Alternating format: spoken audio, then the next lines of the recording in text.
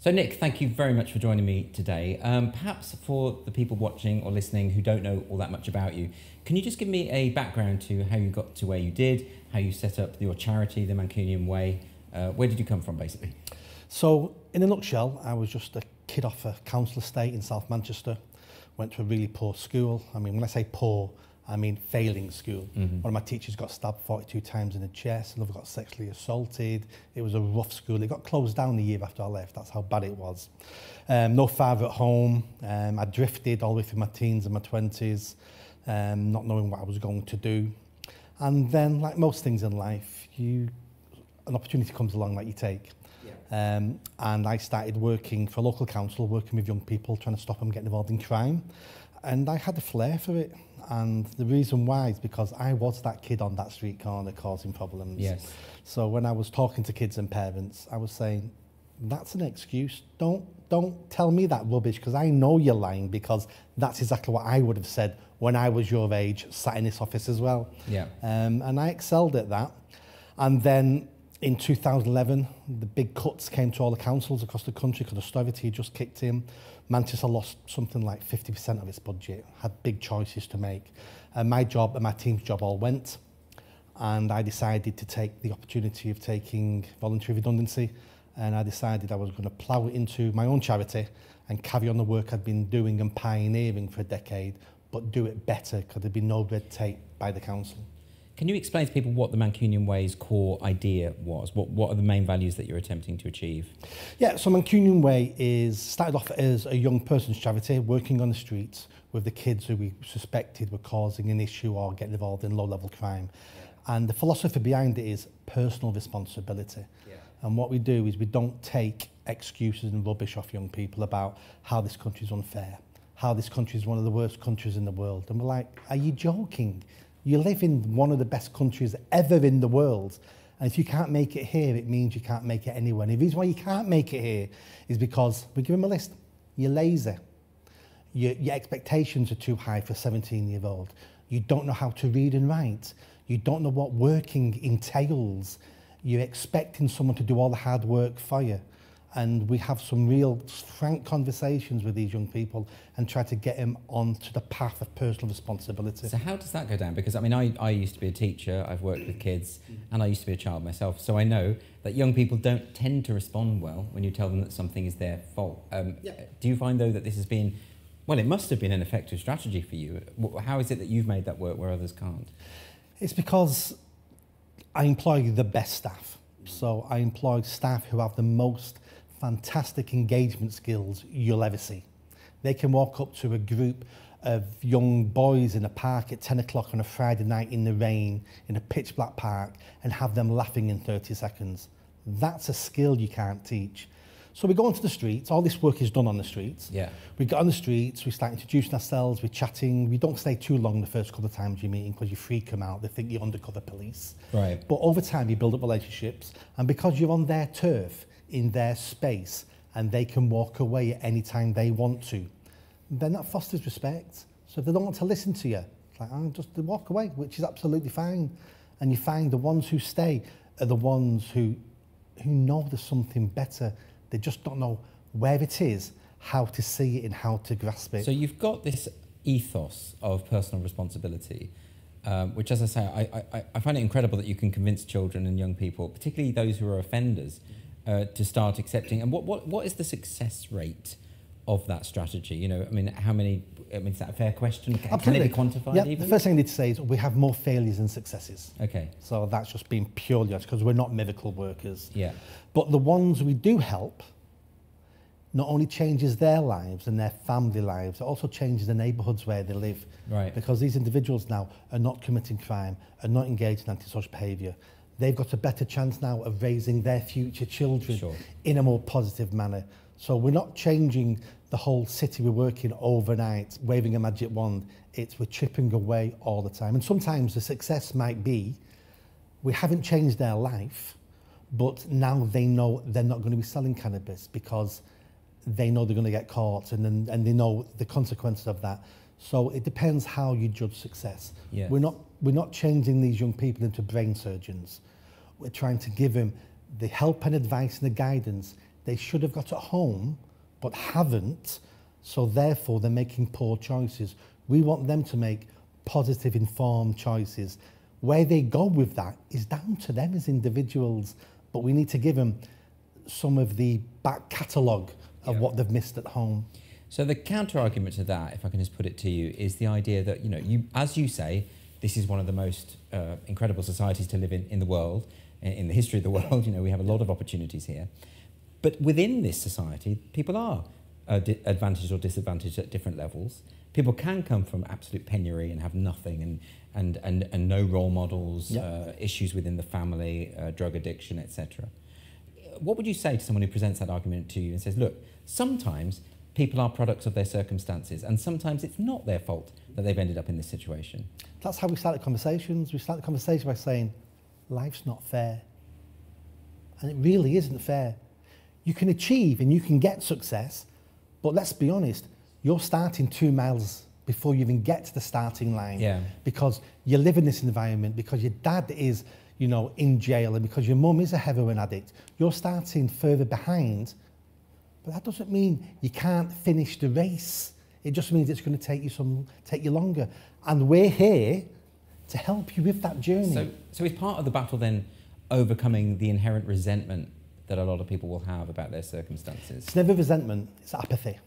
Okay. We rarely meet a young person who hates his life because they don't know any other life, so it's their life. Yeah. I grew up in proper poverty. I didn't know it at the time. I didn't resent it because it was just my life at the time. It's the apathy. It's the, well, this is what we do here. This is what my family does. This is basically our culture. So how did you individually come around to the idea of personal responsibility? Because as you said yourself, you've come from a similar background, if not worse. But you've come out the other end thinking that actually it is about the decisions that we make. I did, and I wasted probably the most valuable 15 years of my life. I wasted all my late teens and all my 20s because I wouldn't take personal responsibility. I was blaming others, you mean? Not so much blaming others. I was waiting for someone to knock on my door and offer me the life I deserved. Yeah. Didn't resent anybody, didn't blame anybody, but I hadn't connected that no one's going to knock on my door and give me the life I think I deserve. It was only when I realised that. And how I came to that conclusion was through travelling. I've backpacked around the world on my own several times. I've been to countries most people can't even find on a map. And by going to those countries, months and months on end, and seeing how other people live, and you speak to them and they're happy, and I'm thinking, they haven't got anything. But the father tells me, today's been a good day. And you go, why? I've managed to work today and earn enough money to buy food for everybody, and we've got some left over for the morning. And he's going, it's been a good day. And I'm there going, how dare me?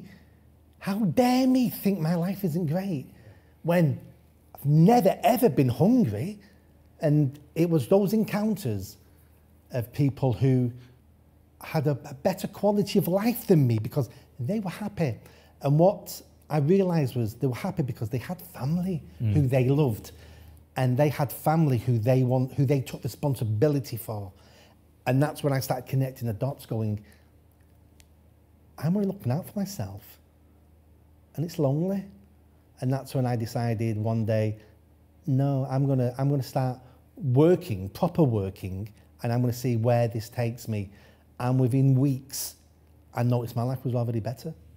People would say, though, wouldn't they, that this is a very conservative idea, this focus on the family, this focus on community, and that people would even smear it as a kind of right-wing idea. And yet, when I've talked to people from the left, they come to this same conclusion as well. So I'm not so sure it is. Where do you stand on that politically? Well, the guy I've just referenced then was a father living on the street in a hut in Delhi. He wasn't a conservative or a right-winger. He was fighting every day to survive. Yeah. So this isn't left or right. This is human nature. So you've got this charity, and it's obviously going well because you're awarded an MBE. Your work is recognised. You're having success. I mean, you pointed out that obviously a lot of the time it won't work, but you are having great success with it. Of course, 6 months later, after the MBE is awarded, this thing happens to you. Now, I'm not sure how much people will know what happened to you, but you wrote an article which caused a stir. Would you like to give us your version of the story? Yeah. I mean, I do know the story, but as though I don't know the story. So COVID had happened, so we're all in lockdown. I'm probably working half the hours I normally would work. I'm watching a lot of YouTube, I'm reading a lot of stuff. And I start writing some blogs on things I'm interested in, but also are connected to social issues in the country, because I think that's where I have some knowledge and experience. Yes. We had the Black Lives Matter incident, and then we had a demonstration in London that turned violent. Yeah. It was mostly peaceful, as the BBC said, but there was violence there. And I thought, oh, Black Lives Matter, I've sort of heard of it, but I'm not sure what it's about. So I Googled Black Lives Matter, went on their website, read what they had to say about their own organisation. So not a conspiracy website, but their website. Yeah. And thought, I don't like the sound of any of this. Yeah. Defund the police, overthrow capitalism. The best one was disrupt the Western nuclear family. Yes. And I looked at that and went, they're all English words, and I know what those words mean independently, but I don't know what it means when you put all them together. Disrupts the Western nuclear family. And I came to the conclusion it means we need to get rid of more men out of the family. And I thought, that's the biggest problem we've got in our country, is a lack of fathers at home and a lack of fathers involved with their children's lives. So I wrote an article, 600, 700 words. The first half was about, this is what I've discovered on their website. And the second half was, and if we wanted to improve the lives of black people in the UK, only the UK, these are my suggestions. So I listed some things. Let's tackle knife crime, tackle female genital mutilation. And then they ended with, and how about we start building more houses? Because that will improve all our kids' lives if we build some houses for them. It was on LinkedIn for a couple. I didn't put it on Twitter because Twitter's mental. So I put it on LinkedIn because you can sometimes have a decent conversation on there. There was some pushback. Some people saying you've misunderstood and this and that, but it was all polite and quite professional. But I had quite a few emails and phone calls off people saying, Nick, I've seen your LinkedIn article, I like it, didn't know any of that, but I don't want to say any of this online. That's a bit strange, I was thinking. I was very naive. I thought I was a free person living in a free country with freedom of speech. And they said, I don't want to say any of this online. And I thought, oh, I just sort of ignored it. And then someone cut and pasted the article off LinkedIn into Twitter. And then within days, it had gone mental. So this was, I mean, I'm looking back now at the beginning time. Of June.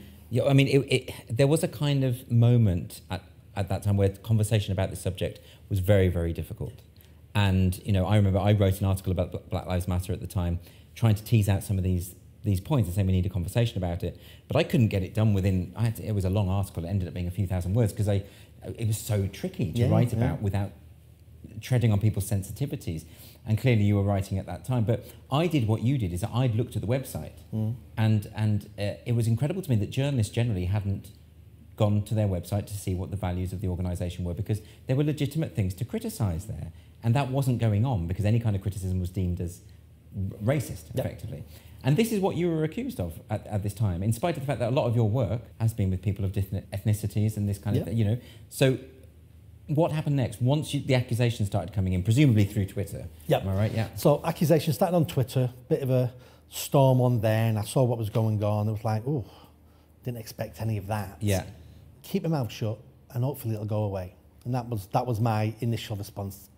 Don't engage with any of them. Just keep your mouth shut, it'll go away. And then somebody 2 days later set up a petition to have me fired from the charity I founded. Yeah. And then we had a volunteer at the charity, only been with us a couple of months, and they resigned and wrote to the board and accused me basically being a Nazi. Okay. Did they actually use the word? Yes, they did, in a roundabout way. Okay. There was a reference to Nazis, and that I don't think they actually said the word Nick is a Nazi. Yeah. But they said something like, I understand what you mean. They referenced it in connection with me. Okay, yes, yeah. Which can be just as damning. Which is exactly what they meant. Yeah. The board then panicked. There was 4 people on the board who I appointed. 3 of them were friends, personal friends. One I'd known for 15 years. And they emailed me 2 days later with one-line email, you're terminated immediately. And so these are people you know, people you've worked with, people you're even friends with. Yeah. And just the accusation of racism at this time, in this febrile climate, that was sufficient for them to deem it acceptable to boot you out of the charity that you founded. Yep. So can you talk us through how that must have felt? I can't really imagine this. So can you, and I don't know how easy it is to recreate, but what was your reaction at the time? Shock. So I read the email and knew that they had the authority to sack me. So there was no debate. They had the authority to do that because they're the board. Yeah. And then it was, what the hell have you done? What has your big mouth gotten you into now that you cannot get out? So your instinct was to blame yourself, I suppose. Yeah, absolutely, absolutely. I've crossed a line here somewhere. I don't know where this line is. I don't know what I've done yet. But I then spent a whole week, I was a broken man, trying to figure out what I'd done wrong, trying to figure out what can I do. My job's gone. My reputation's now in tatters. I'm not speaking to anybody. The biggest feeling was embarrassment. I felt I turned myself into a fool. Did you have any opportunity to talk to the board about it? No. Did you try, or did they just not want? Well, once they sacked me, there was no point trying. Okay. Again, this is during lockdown. Yeah. So if there was no lockdown, there wouldn't have been an email, it would have been a meeting. Yeah. There would have been discussion, face-to-face discussions. I blame a lot of this on the COVID lockdown, why everybody went a bit mental. Yeah. So that was the first week. I was a beaten man. And then by the beginning of the second week, I started hearing a little voice inside saying to me what I've said to tens of thousands of young people, which was basically, what are you doing? Get up, brush yourself down and carry on. Life's unfair, as I keep saying to kids, life's unfair. Walk forward. Anything's better than feeling sorry for yourself. So then I went to bed that night, didn't sleep, wasn't sleeping much anyway. Woke up next morning with a whole different outlook. It was, right, I have a problem. Yeah. Problems are there to be solved. What am I going to do to solve this problem? And how do you even begin to address that kind of problem? Because it's not something that you'd experienced before. Yeah. This is, I suppose, what we now call cancel culture, which is where someone doesn't just criticize something you've said, they go after your livelihood and your reputation. And that's the big distinction that I think a lot of the people who deny cancel culture don't understand. We're not talking about holding someone to account or questioning them or criticizing them, challenging them. We're talking about systematically ruining them, denouncing them, all of that. So you hadn't, this isn't something you'd experienced before. No. You did, I don't know, did you know people who'd gone through anything like this? So then how do you even begin to push back? Well, for me, running a charity, creating projects and the work I did for the council, what I'm good at is strategy and designing projects, looking at problems and then picking them apart. How do we fix this problem bit by bit? Yeah. You can't fix a huge problem. You've got to break it up into pieces. And I sat down with a pen and paper and went, right, what can I do? Yeah. And the only thing to begin with was I need to save my reputation. I didn't think I got my charity back, but I thought if I don't save my reputation, my life's over. I can't set anything else up. I can't spend the rest of my life being known as Nick the Nazi. Yeah. There's no future in that. So I looked at what the problems were, what I could influence, what I couldn't. No point tackling things you can't influence. Yeah, yeah. And I realised straight away, ignore social media because you can't change these idiots. Yeah, yeah. But the board had already proven to me that they're weak. And if they can fold by strangers on Facebook because of a little bit of pressure, you don't like pressure, I'll flip that. Yeah. So now I'll put pressure on you. So then I did an interview with the Mail on Sunday. That was a full-page interview that got international attention. I had thousands of messages when that hit the paper, hit the stand. I joined a free speech union. I kept doing interviews, and every time I did an interview, they then contacted the board because they wanted to hear their side of the story. Yeah. They didn't want to speak to anybody. When they spoke to people, they said the wrong thing, which they had a backlash on social media against them. Yeah. Somebody set a petition up to have me reinstated. That got 18,000 signatures compared to 4,500 of the original petition. So there was a lot of support out there. Absolutely. Yeah. Yeah, and I just piled loads and loads of pressure onto the board. And, you know, you mentioned the Free Speech Union there, and it's interesting to me because when that was set up, when Toby Young set that up, a lot of people were very cynical, particularly people in the media who tried to politicise this. But again and again, I see all these success stories from the Free Speech Union. So to what extent did they help you and support you at that time? They were crucial. They were crucial in several ways. The first way was I had someone to talk to. It's very, very lonely going through this. Yeah. You can't talk to your family and friends because they don't understand any of it. And you, again, because I was embarrassed and blaming myself, I don't want to put pressure and stress on my family and friends. Yeah. You know, I've got to deal with this myself. So having people there I could speak to really helps. And then they got a pro bono solicitor involved in my case, which at that time I only had a little bit of savings, but I was unemployed. I'm thinking, I might not get a job for a year. Yeah. So the bit of savings I've got, I'm going to need for food. I can't waste that on 10, 20, 30 grand of legal fees. Like how much are legal fees? I don't know. So they got me pro bono solicitor involved. He looked at the case, looked at my contracts, looked at everything and said, clear-cut case, breach of contract. Yeah. He said, there's no argument here, breach of contract. So we wrote to the board and we said, oh, we're going to sue you for breach of contract unless, en masse, you all resign and we'll appoint a new board. And that's exactly what we did. It took them 18 hours to resign. 18 hours after they tried to ruin my life, ruined our friendships, all on the pretense of we're protecting the charity. When I flipped the tables and they were under scrutiny and they had something to lose, it took them 18 hours to go, we're walking away. And then you appointed a new board. Officially, they appointed a new board I approved of, because there's rules and regulations you've got to follow, but we appointed a new board. But you're back with the charity. So yeah. And it's an amazing story, really. From beginning to end, 5 weeks.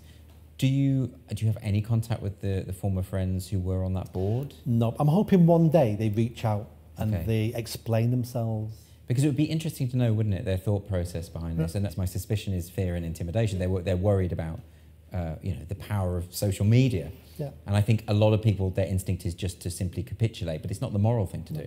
If we don't throw Nick to the wolves, those wolves may then come for us. Yeah. They want a blood sacrifice, better Nick's blood than my blood. That's what it seems like, isn't it? Cowardice. I put it all down to cowardice. Yeah.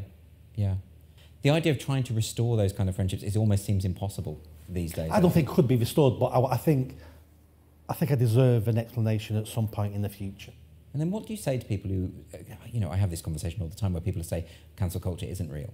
It just simply isn't real. I mean, it's just such an obviously false statement.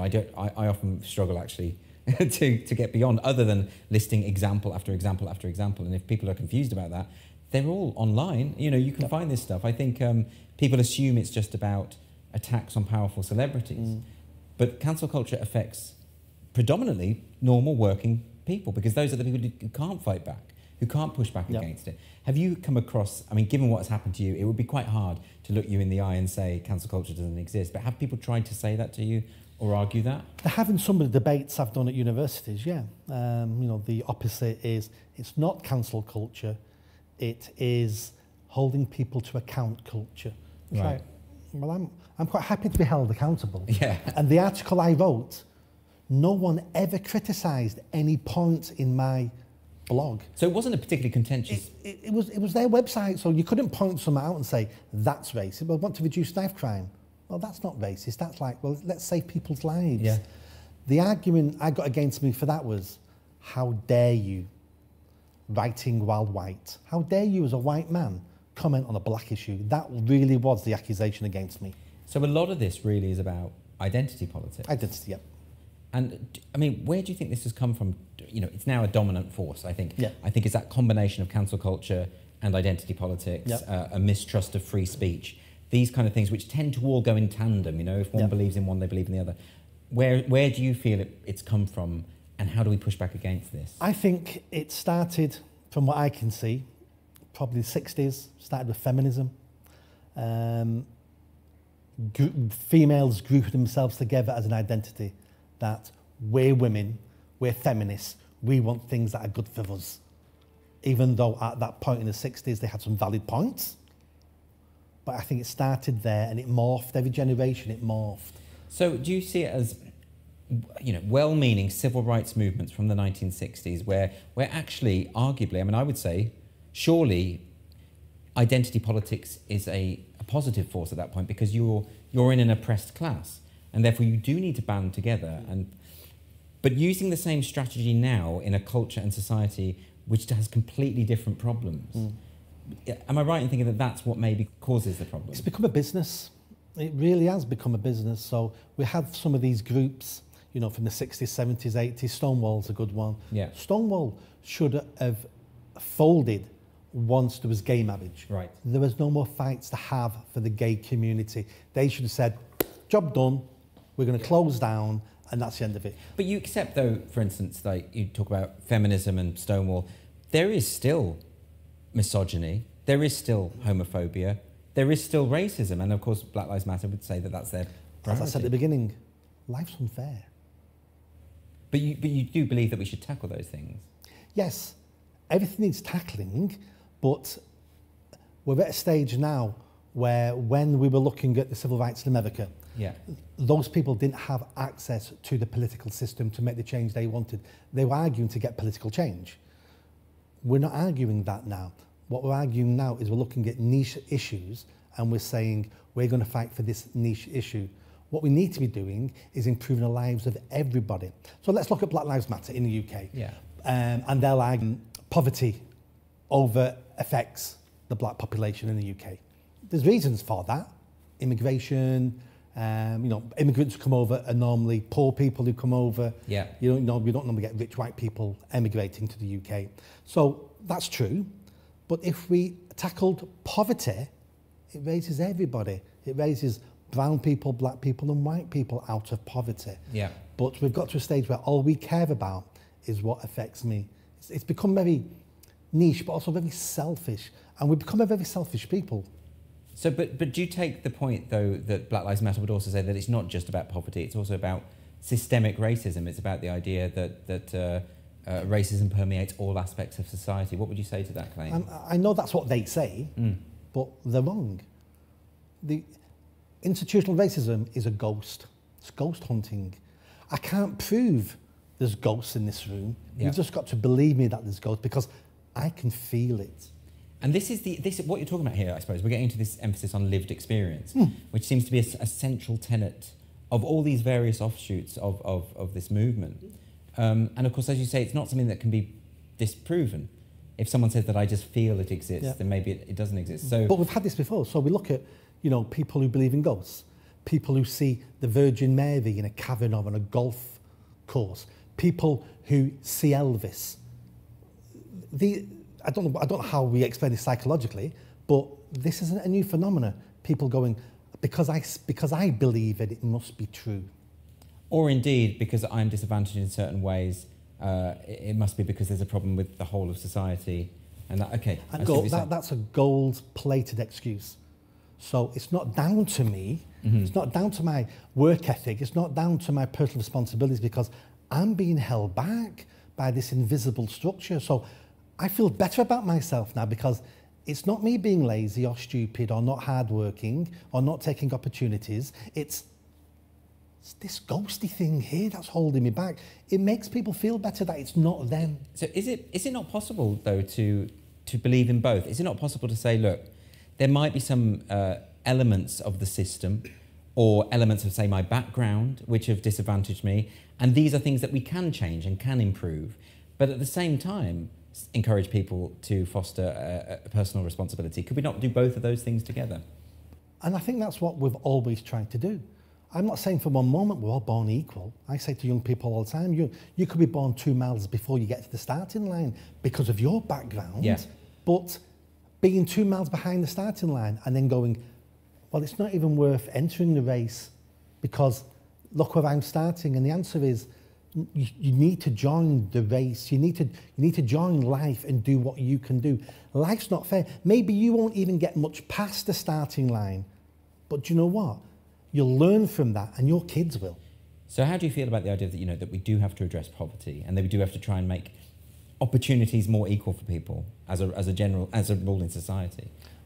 It depends what you mean, as in opportunities, equal opportunities. Yeah, yeah. So there is equal opportunities. There is disadvantages to people, regardless of colour, sex, gender. Of course, there's disadvantages. We all start at different places depending what race we're going to run. And we run many races in life. It isn't just a career race. There's all sorts of lives we run. And we do need to look at where people are starting, and we do need to tackle poverty. Now, when I say tackle poverty, people think that's all about money. In our country now, it's got hardly anything to do with money. It's to do with a mindset. It's to do with education. It's trying to educate young people to want better for themselves, aspiration, drive, confidence, self-esteem. You cannot buy yourself out of poverty. You have to educate yourself out of poverty. And every time we talk about this in society, it's all about how much more money is the government going to throw at us. Believe me, in these communities where we work, it's not about money. It's about a lack of dreams, a lack of aspirations. You have parents who, I'm not really blaming the parents, that's how they were raised. Yeah. When you're raised in a family where we have no aspiration for you and no dreams for you, well, we wonder why the child grows up with no aspiration, no dreams. It's a self-fulfilling prophecy. Yeah. I mean, it must be very difficult to have those conversations with these people, and, you know... It's easier than you think, because children, young people are not stupid. Once you unpick this with them in conversations over several weeks, over several months, Yeah. a bit at a time, because, you know, they're socialising, and you give them different scenarios and you have a laugh and a joke with them. Yeah, that was my mistake, wasn't it? Yes, it was. That was your mistake. And what do you think about that? Yeah, well, that's unfair because of these reasons. Well, you're right because of those reasons, it's unfair. But you crying about it and whinging about it doesn't change that situation, does it? So it's quite interesting to me that all of these experiences you've had with the Mancunian Way and your charity work seem to have been then applied to what happened to yourself later on with the cancel culture thing. I mean, it would have been, I suppose, I mean, you must at some point have thought, and probably do, that you're the victim of this, right? Of what has happened. No, I never thought I was a victim, and I don't now, because it all started with what I wrote. So it was no one else's fault. I put my thoughts out there. Yeah. And if you have to take it on the chin. So no, I never classed myself as a victim. So it was just about finding a way through this within the circumstances that you had created, I suppose. But you must see that how can I put this? It was unjust. That what happened to you was unjust. As I say to kids, life's unfair. Okay. But I just find it difficult to, I mean, if that had happened to me, I think I would be so sort of obsessed with the sense of injustice, the fact that people have lied about me, the fact that people have attempted to smear my reputation. And I can see what you're saying. You're saying that basically that might be true, but it's not helpful. There's no utility. It gets you nowhere. In wallowing in the victimhood element. Exactly. That actually you have to do something productive. You have to do, you know. And is that why, because you've now written this book about this process, because I think this will be very helpful. I've just described how I can't really fathom what it must be like to be cancelled, okay, because it hasn't happened to me. But more and more it is happening to people. And you all know that Helen Pluckrose has set up this group Counterweight to help people in that kind of situation, people who are having their livelihoods threatened, they're getting this stuff at work. And the Free Speech Union, of course, is doing incredible work along these lines. Yeah. Is your book intended to, well, how can I put it, act as a guide to navigate your way through this unknown terrain, or is it something more than that? It's more than that, because I'm not an academic. So the book's called Lessons in Courage, and it's out next month. Great. The first chapter really is about what happened to me, so people can put it in context. This is what happened to me. And then the other 9 chapters is all about different lessons. So people keep ask me all the time, how did you fight back? How did you win? Why is your case special? Yeah, how did you emerge, in other words, from this? Because a lot of people, I think, would have, I know you're talking about how you mustn't focus on victimhood, but I think a lot of people would have done so, and not necessarily through choice. I think some people just have that constitution. That's just the way that they react. I collapsed for the first week. It's a natural reaction when something that huge happens to you. So the book really is about going through my life, different experiences in my life and the lesson I learned from that. Yeah. So when we talk about feeling like a victim, so I give several examples where if I wanted, I could claim I was a victim of racial discrimination. So I can talk about how 5 black lads when I was a child, when I was 11, they were 15, these 5 black lads beat me to a pulp while they were laughing and joking. I could claim racial discrimination on that. It wasn't true. I went to a different school. If I'd have been a black boy, they probably would beat the crap out of him as well because he went to an opposite school. Right. I've got 19 stitches in my head where 6 of 8 Asian men attacked me with iron bars because of an argument. Wrong place, wrong time. They weren't going out looking for a white man to beat up, but I could claim race discrimination there. I got held up at gunpoint by 2 black men, and I worked in a row of shops. I was the only white person working in this row of shops. Why did they pick on the only white man? Well, the answer is all the other shops were run by the owners. You try getting money off an owner. Yeah. They'll die for that. I worked in the shop. I'd handed it over, not my money. So it made perfect sense why they would rob the shop I worked in. Yeah. So when you have this lens of victimhood, you're a victim. So I talk about how these things have happened to me, and I've never classed myself as a victim because there's always a logical explanation. But you do accept that some people can be victims of things. Of course, absolutely. Yeah. Absolutely. I suppose your point is that it's just not helpful to focus on that. If that's your first go-to response, then everything's racist. You Right. chop up in the street, well, that's because the council didn't fill that hole because this area's got more black people and they don't care if black people trip up. But what you're describing is the kind of ideas that are now being inculcated in schools, and the idea that, we must see white people as the oppressive class and people of colour as the oppressed class all the time, and to see each other in that way. And I think that is particularly dangerous when it comes to children. It's really, really unhelpful.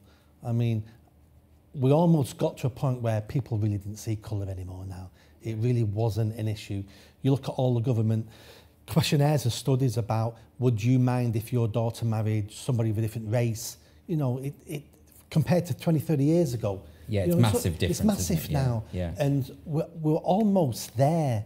And all of a sudden, somebody decided, if we get there, then I've got nothing to moan about anymore.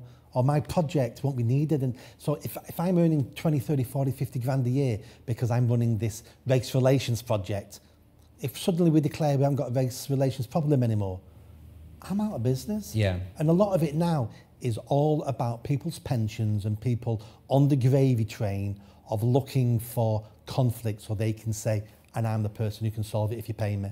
People would say to you, well, that means that you're saying this as someone who has never experienced racism, you have white privilege, so how could you speak for someone? Because you do accept, don't you, that ethnic minority people will face racist incidents in a white majority society. That does happen. I've got to a stage now in life, in this country, where if you say you are suffering from racism, it could be true, but it's so rare. It's like elbow cancer. I'm sure somewhere in the country, some people have got elbow cancer. But it's not worth talking about. It's not worth discussing because it really is so limited. We should put our attention on breast cancer and other types of cancer. When people say they're racially discriminated against now, what they mean is someone said a hurty word. It's important to distinguish this, isn't it? So, but to take the analogy you've just given, if someone does have elbow cancer, that should still be treated. Absolutely. So, when there are racist incidents, which there are, those should be tackled, surely. Absolutely. But you're saying that that a lot of the things that are now perceived as racist... I'm saying the perception of the problem and the actual problem do not match.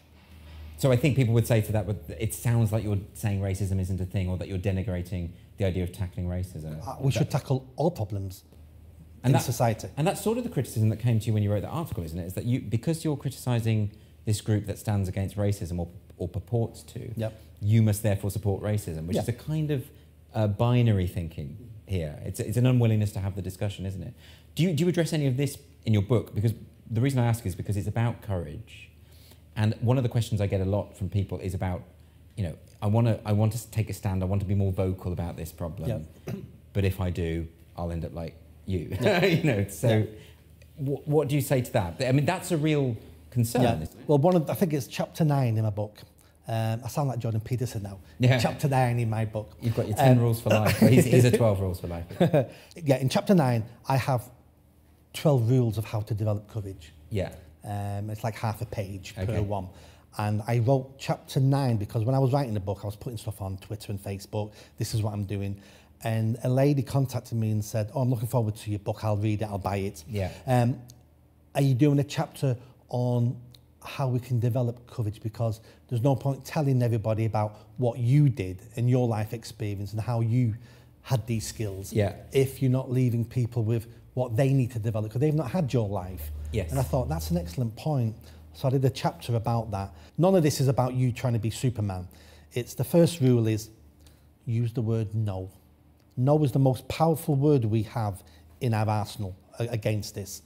You know, we're doing white privilege training today. Yeah. Do you want to come along? No. Don't explain yourself. Because you don't have to explain yourself to anybody. The answer is no. So let me just explore that a little further. Because there is a reality, isn't there? I mean, we can talk about like the importance of courage and the importance of saying no when you're asked to do something that you don't believe in for whatever reason. But what about the practical question? You do understand that it is possible that when people are resistant at work against this movement, this trend, and it is a trend and it is going in that way, it does jeopardize their careers. It does mean that the next time someone's about to be promoted, it's going to be that person rather than that person because they caused a bit of a fuss when we had the unconscious bias training. Do you see what I mean? Yeah. So that is a real concern that people have, and a lot of people can't afford to lose their jobs. I do talk about that. Okay. So I do say to people, what we don't need is martyrs. Okay. So I don't want people losing their job because they wouldn't attend a white privilege training session. So don't lose your job over it. If they ask you, do you want to go? The answer is no. If you're then told it's now compulsory, well then you have to go. Don't lose your job over it. But if what you want is a risk-free fight back, you're not having one. Because you're not fighting back if you're taking no risk whatsoever. So you saying no to initially is you fighting back. Pick the little battles you want to fight. Well, that's what I was going to suggest. I think being strategic is important. And yet, at the same time, I think one person within an organisation, even just registering an objection, that can have an incredible knock-on effect because for a start, a lot of other people are probably thinking the same thing, you know? That's exactly what I discuss. That you saying no and then being forced to do it then gives the two people next to you a bit of coverage as in, oh, I'm not the only one thinking this is wrong because he said he didn't want to go. We're still going to have to go and do it because it's now compulsory. But I've got a bit more courage now knowing I'm not the only one here. And then you might take that into your personal life, in which case you might then, you know, retweet something on Twitter that you wouldn't have done 6 months before because I agree with that. It's not offensive, but I agree with that. What we need to do is we need to start helping the silent majority stop being so silent. They all need to do their little bit. All these little bits will add up and there'll be a tidal wave of support. But if you're just sitting back, waiting for other people to solve these problems for you, then you're part of the problem. Hence why this book really is about how to spot cowardice in yourself. Once you spot it in yourself, you can do something about it. But if you can't spot it, you're then more likely to engaging in cowardice. Doesn't mean you're a coward, but you're engaging in cowardice. But of course, some people are more predisposed to courage than others. You know, it doesn't come naturally to some people. Again, a lot of things in the book is not about courage. It's about avoiding cowardice. There's a big difference. Okay. So, being courageous. So I wasn't courageous writing that article. I was foolish because if you'd have said to me, this is what's going to happen to you, Nick, would I have pressed send on my computer? I don't think I would have done. What about today, though? Today, I'd do it right now. Yeah. But I probably wouldn't have done it at the time because it's changing my whole life. So courage is doing something knowing there's going to be a big impact on you. Yes. That's courageous. Avoiding cowardice means I'm not going to watch that person get bullied and do nothing and go home and ignore it. That's cowardice. So I want to ask you a bit about freedom of speech, because I think a lot of what you're describing comes out of a reluctance to discuss. You posted this article and people didn't come back to you and say, look, I disagree with it, I've got reservations with this, can we have a discussion about this? They sought to eliminate your voice effectively, didn't they? Do you think this is a growing problem? How can we restore the idea of it's okay to disagree. That's what I'm getting at, really. I think that's an English-British tradition, that it's okay to disagree. And I think we have lost it. We need a silent majority to stop being so silent, because there's a vacuum here, and the tiny minority on social media with the loud voices seem to be dictating what everybody else does, and we're allowing them to do it. And I've noticed big changes over the last couple of months. I think we'll look back in 10 years' time and we'll thank Black Lives Matter, because they brought it to a head last year.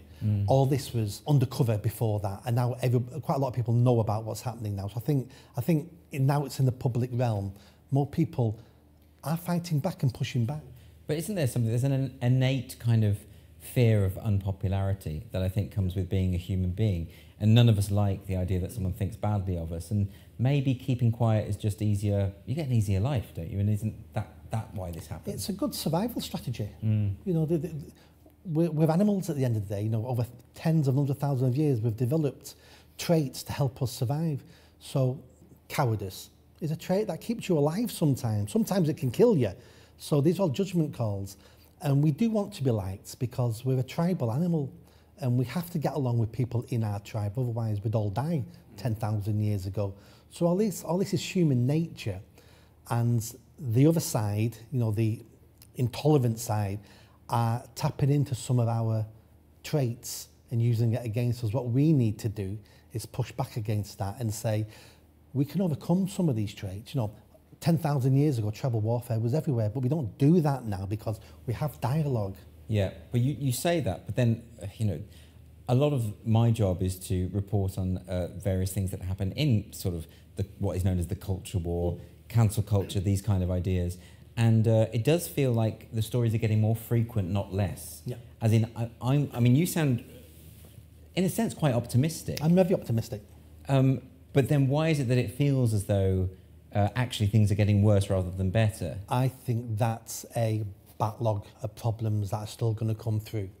So I think we have a backlog of people who've been slightly brainwashed. You know, companies have gone woke. But I think the beginning of this super tanker is beginning to change course. Okay. And it's going to take, I think it'll probably take about a decade. Well, what about education? Because I mean, surely education is going to be the key to this. And this is why I'm particularly dismayed. Well, you know, I have good days and bad days. So sometimes I'm with you and I think, oh, well, this will all be resolved because I have a faith in humanity, ultimately.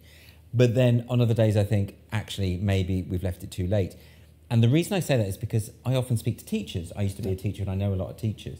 And they say that this stuff, such as critical race theory, extreme identity politics, the idea that free speech is not necessarily a good thing, and all of this is seeping into schools and teachers, and it is becoming more common. Not just in terms of the texts they're invited to teach or not teach, more to the point, but that colleagues are starting to raise issues and questions that make them seem like actually the liberal values that I used to stand for aren't necessarily shared by all of my colleagues here.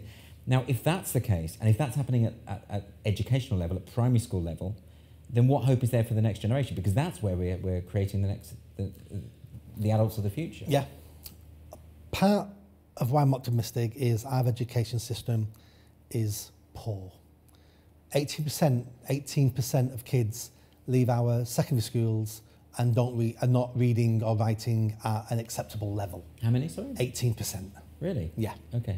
Down to the Commissioner of England for Education. It was in their report a couple of years ago. So we can't teach kids to read and write. The kids I work with on the streets have all had 11 years of education, and their level of education is extremely poor. So I know that our education system has bigger problems than this.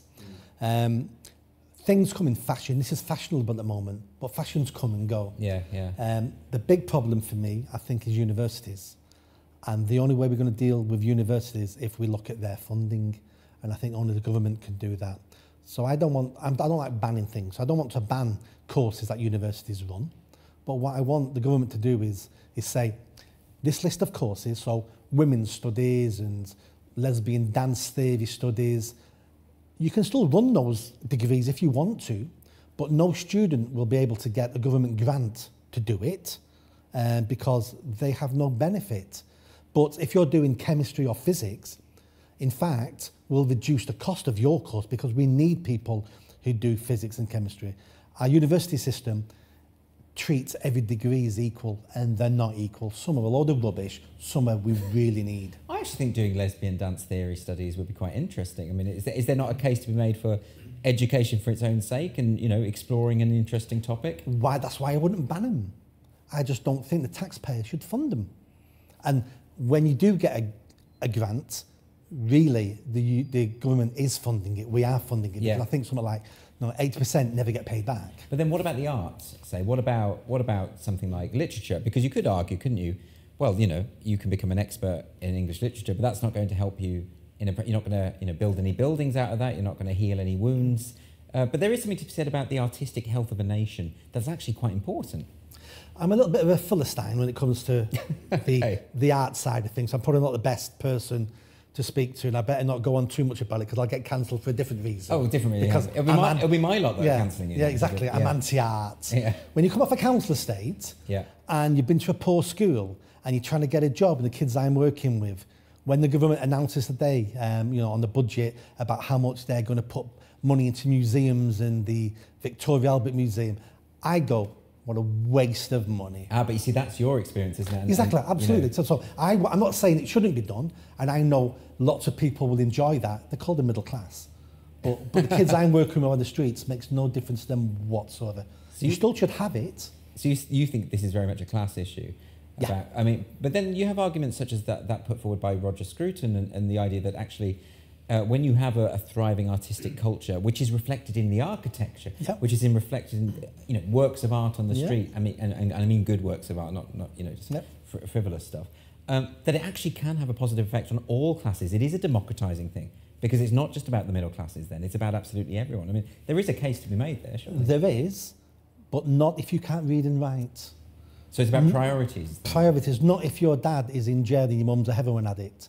Looking at that beautiful building isn't going to sort your life out one bit. So it's all about prioritising. I'm not saying we shouldn't do it. I'm just saying my 2 decades career has been looking at real social problems, not what I would call the add-ons. Have you had any luck in terms of you know, resolving or attempting to resolve this issue of education? You described a failed education system there, and what can we actually do? And is there an appetite within government to seriously grapple with that problem? Because the statistic you quoted me there is actually quite shocking. Yeah. So are they going to do anything? No, because they're scared of the union, so scared of teachers' union. We don't seem to have a politician anymore who wants to fight. It's all about compromise. What I would do is I would set up in every neighbourhood a different type of secondary school, call it a technical secondary school. So you go to a normal primary school up to 11. Yeah. When you get to 11, you and your parent decide where they're going to send you. So these aren't dumping grounds. These are where your parent wants you to go. So you have the normal secondary school, do GCSEs, maybe go to university. That's one path.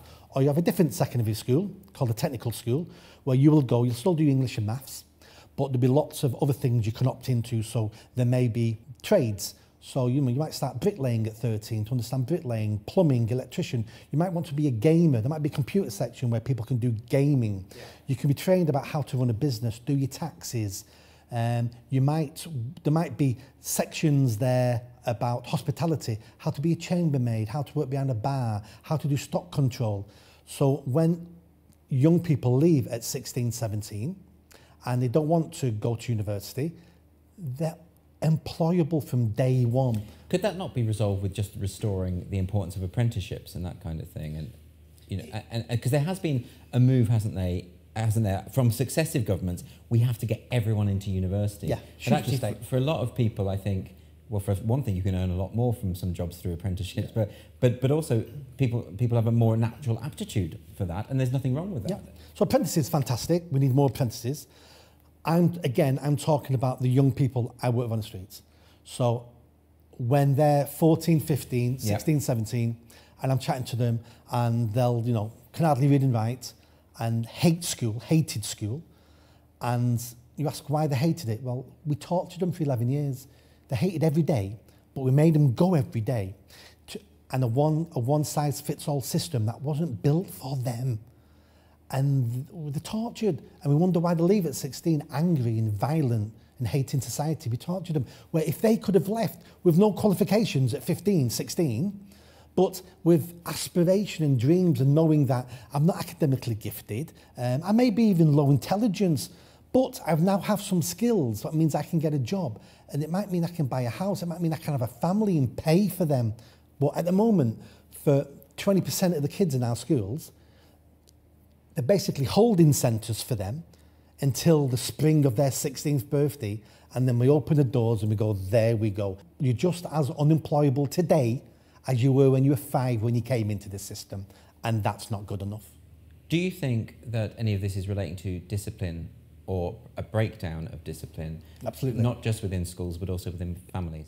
Maybe not discipline in families. Definitely the lack of fathers in the home. That's if we could solve this one problem, if I had a magic wand, that's the one I would wish away, that we had fathers in the home with their children.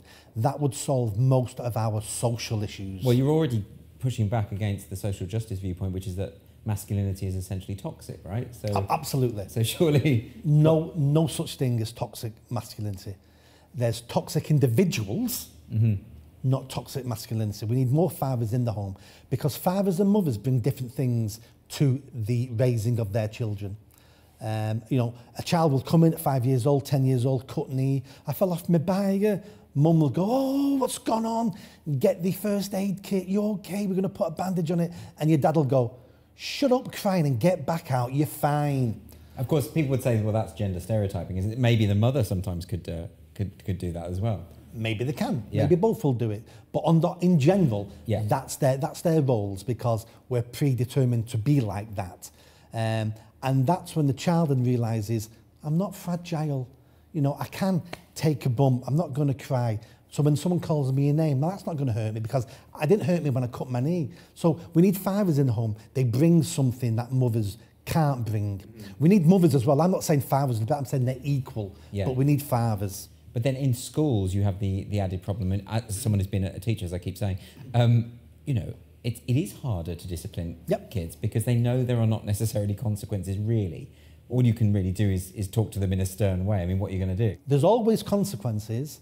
It's all about what those consequences are and how you deliver it. Yeah. So have you been to Catherine Burble Singh's school? I haven't, and I know about it. I've read a lot about it. I went a few weeks ago. I knew it was going to be excellent. It was far better than I ever imagined. So can I just ask you about this? Because from what I've read, so at Catherine Burble Singh's school, so it's Michaela School. Yep. So the kids aren't allowed to talk in the corridors. Yep. Everyone's facing forward in the classrooms. If they forget a pen or something like that, they can get a detention. So it's very, very strict. Yep. I was even told that in the lunch breaks, they get set topics to talk about, or that they took... That was amazing. Yeah, absolutely amazing. So talk about that experience. So I said to Catherine, what do you do when you have a kid here who is dysfunctional? You know, and she went, they conform. She said, they may push back at the beginning, but everybody else is doing as they're told. Because she's not dealing with posh kids here. These are inner city kids. Yeah. There's no selection. The council send her the kids to her school. She has no say who turns up. Yeah. So this is not like we'll pick the best ones. Yeah. And she's got an ethos in that school. And if you can do it in Wembley, you can do it anywhere. And the ethos is, it's all about personal responsibility. It's all about discipline. And it's all about, we want the best for you. You've only got 5 years in this school. And when you leave, you're going to be formidable when you leave this school. And do you think that kind of approach could be rolled out I mean, look, you've got to look at the results of the school. It's doing amazing. Very well. Like that's what I would say. Well, that's incontestable. Yeah. The kids go there from difficult backgrounds, and they do well. Yep. And they enjoy it. Yep. And they are grateful, and all of those things. So these things are impossible to argue against. And yet there is a real resistance within educational circles to this approach. Yep. Because they will say it's draconian. They'll say it's not people-centred. All the rest of it. What are the chances that this can become a more normalised approach? The government have teaching? to want it. The government you're not going to get every school like Michaela, because there's only one Catherine. So, but you can raise every other school up to be more like that, and that's about the government demanding that. So at the moment, schools are rewarded for how many kids you get with so many GCSEs, grade A's and B's and things like that. In terms of league tables? Yeah, league tables.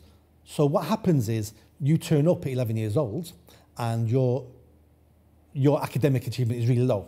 Yeah. Are we going to, in 5 years, are we going to be able to get you from there to there? And the answer is, we doubt it. But if you come in there, we'll spend all our time and money getting these kids to there. Of course, and then there. So we focus on the kids we're going to get success with, so they can increase our league table. So all the kids down here, these are the kids I work with on the streets, then are forgotten about because they're not going to improve our league table. Yeah. So if we can kick them out, even better. But they're going to add no value. So how we reward schools is wrong. What we need to do with schools is we should assess them when they go to secondary school, and let's say a scale of 1 to 10. Yeah. Let's say you're a 2, you're quite poor, you're a 2 academically. But then when you leave school, you only get 1 or 2 GCSEs, but we've raised you to a 7. Yeah.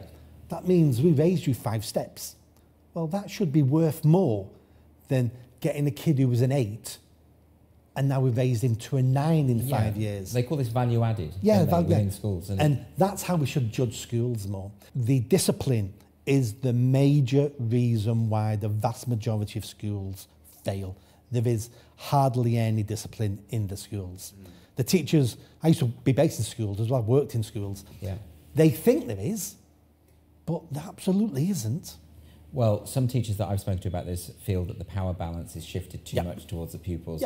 For instance, and then the unions will confirm this, that there are a lot of problems with false allegations against teachers because pupils know that it just takes an allegation to see that teacher suspended, and it can be completely fabricated. That's not to say there aren't sometimes abuses and things that need to be addressed. And that makes it very difficult, doesn't it? Because you need to have an environment in which someone who is being abused can come forward. But if they know that they can do that, this is likely to be exploited by those with a grudge, and that's very difficult. And then once you've reported one teacher, I'll tell you now, every other teacher will leave you alone. Yeah. I'm not messing with him or her. Yeah. I'll tell them what to do because look what they did to Mr. Jones. Yeah, exactly. They can do what they want, I don't care. It's almost as though there's a kind of cancel culture within schools as well, I suppose. There is poor teachers, and I've seen quite a few of them. Yeah. And they seem to be almost impossible to get rid of. We need a system, just like any other business, where we can let go teachers who are not... Cause it's a gift. Being a good teacher is a gift. And well, it's a vocational thing, really. Yeah, exactly. But I mean, to defend teachers a little bit, I would say that it is a much harder job than people think. Absolutely. You know, and I think, in a sense, if teachers had more support, it might be an easier job, or at least a job that they would be more thrilled about. No, absolutely. The government need to do more. The government need to take this fight on, but they won't. So we keep hearing about levelling up.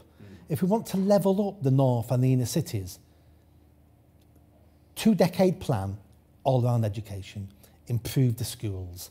Let's stop having schools like holding centres. Let's get rid of the PRUs, the pupil referral units. We should have schools that say we're never going to give up on a child, no matter how you behave, because we're going to have a section of the school where we put children who won't behave in class. We stop giving up on children, we stop kicking them out because some of these kids want to be kicked out. And our education system needs overhauling, and we need to tackle the unions. Do you not think, though, that some people are, this sounds terribly pessimistic, but almost beyond redemption, as in sometimes there are characters in society who you can't help, who you can't lift up, no matter what you do? You don't believe that? In my society, I never want to give up on anybody. So what's great about this country is we'll give you a chance after chance after chance after chance after chance, and you can mess them all up, and you can tell us to F off, and you can spit in our face. But do you know what? Then we give you another chance, because we never give up on people in this country. Did you never feel in all your charity work that sometimes someone was just so difficult that you all were the time. Yeah, exactly. That's what I mean. Did you all not feel, time. let's leave that one? No, all the time that, I want to pull my hair out. Yeah. That it's like, I just want to grab him and shake some sense into them. Of course, these are, the people we're working with are not, some of them are not easy people to work with, but in a compassionate society, we don't write people off. We just, even though we may fail with them, but that doesn't mean the next agency or person who comes along isn't a better fit that can help them and support and do something with them, yes, I just don't want to write people off. sure. So what's next for the charity? What are you persisting with the work that you've done already? Are you expanding at all? Yep, so over the last 6-8 months, the charity has expanded. Now that lockdown's finishing, there's more kids on the streets, there's more problems on the streets. We're getting funding to work in those areas. We're looking at starting a new employment project. We've had quite a lot of employers approach us over the last couple of months saying, we just can't get anyone to work for us. Yeah. We're now in a state where if you've got 16, 17-year-olds who've got criminal records, we'll give them a chance. Yeah. And we're going, this is what I've been waiting for. Yeah. Because some of these kids, you know, at 17, 18, may have got a criminal record, but they're not like that now. Yeah. And, you know, we've been working with them for a couple of years. They'll take this opportunity and we'll be on their back. Yes. We'll make sure they turn up. You can phone our mobile number if they're late or they give you cheek, and we'll go speak to them. And we'll forbid rip a strip off them because we want that job to work for them. So we're hoping to expand that in the new year. Charity's doing really well. Great, fantastic. And then, of course, there's the book. And the book is coming out in a month. Do you have a feeling that it might help the discourse, that it might push things along, that it might encourage people to, you know, speak out and defend themselves and stand up for themselves? I hope so, because I think one of the lessons in the book really is how easy it was for me to win. Okay. It really wasn't difficult. Once you'd made that step. Once I decided I was fighting back, within days, online bullies all disappeared because it was like, oh, he's not a weakling anymore now. He's pushing back. Let's go find someone weaker to pick on. So they disappeared. The board collapsed in 18 hours. It didn't seem easy at the time, but the whole thing was 5 weeks. That just feels like the lesson we all know from the playground. Yes. That the bullies aren't interested in you if you refuse to be a victim. Absolutely. They're just not interested. They go and find someone who's going to cry. There's nothing original in my book. These are all lessons you know. You've just forgot you know them. So who is it aimed at? Everybody. It's anybody who's interested in the culture wars. Yeah. Anybody who feels themselves saying things they know are untrue. People who feel they're doing things that for a quiet life, but there's a little voice inside going, no, this doesn't feel right. If you've had any of those feelings, this is the book to read, to give you help and advice and hints about how you can start pushing back in a sensible way that's not going to get you fired, that's not going to break up your relationship, but how you can be part of the fight back. Yes. I've started using the phrase, be a ninja, not a whinger. There's ways you can do things without having to put on a cape and a mask and be Superman. You can push back because you have agency. You're not a coward. You are a man or a woman. And better than that, you're an Englishman, you're an English woman, or you're a British man, a British woman. They're formidable. I mean, it sounds like you're talking about most people, actually, because I think most of us have this thing in our head. We should be saying things that we're not saying. We should be more honest with ourselves. We should be speaking the truth and not living in fear. And do you think ultimately we will reach that point where people are more open and more honest and more courageous? I think this is a blip in our history. I think in a decade from now we'll look back and we'll think, what were they doing? I think that the tanker is beginning to turn. Yeah. There's going to be 7 more years of this, and we don't know what it is, but something will happen at a tipping point, and it'll end faster than we can imagine.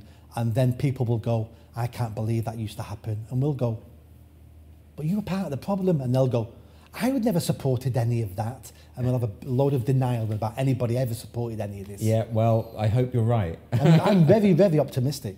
Fantastic. Well, Nick Buckley, thank you very much for joining me. Thank you.